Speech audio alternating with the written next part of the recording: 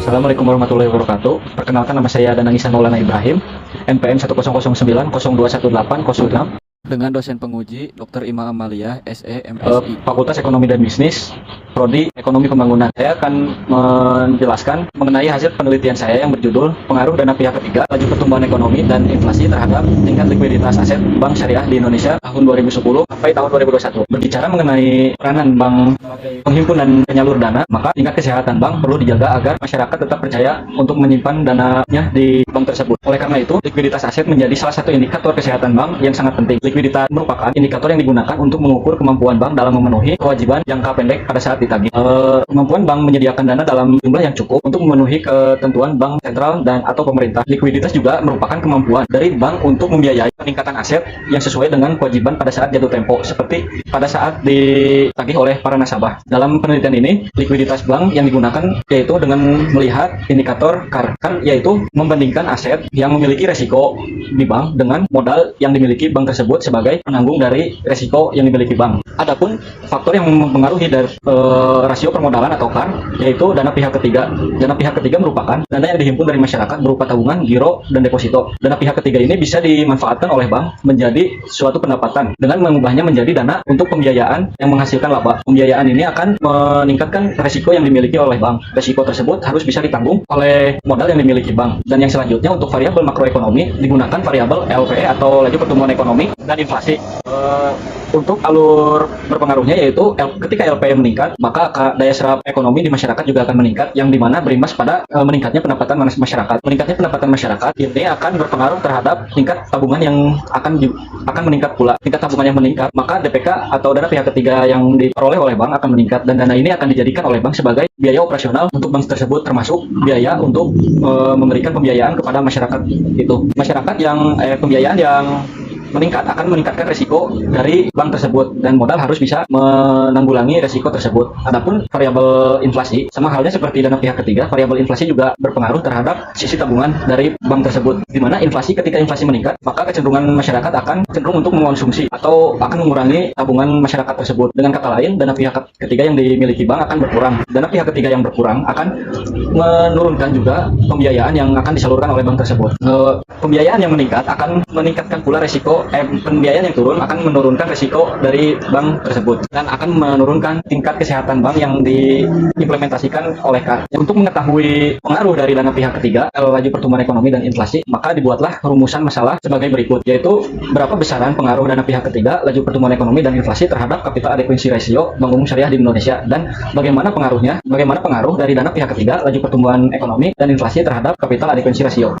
Mengetahui besaran dari pengaruh dana pihak ketiga, laju pertumbuhan ekonomi dan inflasi, maka digunakanlah metode analisis kuantitatif regresi berganda atau biasa disebut ordinary least square. Adapun jenis dan sumber data yang digunakan yaitu data sekunder yang didapat dari Badan Pusat Statistik dan Otoritas Jasa Keuangan. Dan teknis analisis data digunakan dua, yaitu uji statistika dan uji ekonometrika. Uji statistika merupakan yang digunakan adalah uji T dan uji F. Lalu koefisien determinasi R kuadrat. Digunakan uji T dan uji F.